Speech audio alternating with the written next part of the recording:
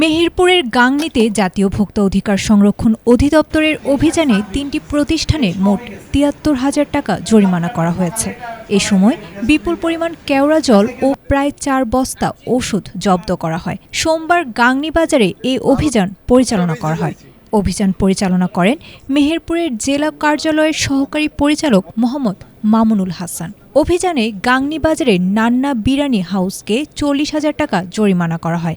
নান্না বিরিয়ানি হাউসে কেওড়া জল ব্যবহার করে খাবার তৈরির অভিযোগের ভিত্তিতে অভিযান চালানো হলে সেখানে বিপুল পরিমাণ কেওড়া জলের বোতল পাওয়া যায়।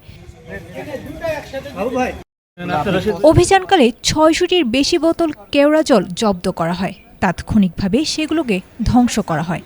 এছাড়া মেসার্স সোহাগ মেডিসিন কর্নারকে ৩০,০০০ টাকা জরিমানা করা হয়। প্রতিষ্ঠানটি থেকে প্রায় ৪ বস্তা ওষুধ জব্দ করা হয়েছে।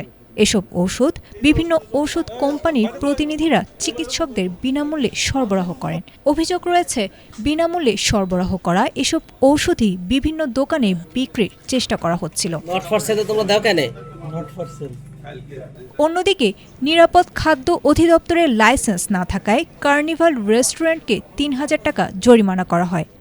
আরেকটা অংশ হিসেবে আমরা এখানে নান্না বিরিয়ানি হাউসের যেটা ওনাদের রান্নাঘর যেখানে আসছিলাম, এখানে এসে দেখি আমরা সরকার কর্তৃক নিষিদ্ধ যে কেওড়া জল রিগার্ডে এটা আমরা পেয়েছি ৬০০ বোতল। তো সেটা এখানে পাওয়ার পরে তাদেরকে আমরা সেটা জব্দ করে এখানে ধ্বংস করছি এবং এই জন্য তাদেরকে ৪০,০০০ টাকার জরিমানা করা হয়েছে। এটা কিডনি ডায়ালিসিসের একটা কেমিক্যাল, যেটা বাংলাদেশ নিরাপদ খাদ্য কর্তৃপক্ষ নিষেধ করছে।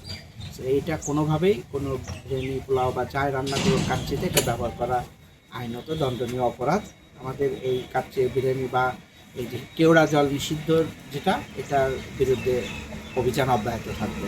আর আজকে আমাদের 2টা প্রতিষ্ঠানে একটা সোহাগ মেডিসিন এবং এটা মিলে ৭০,০০০ টাকা জরিমানা করা হয়েছে।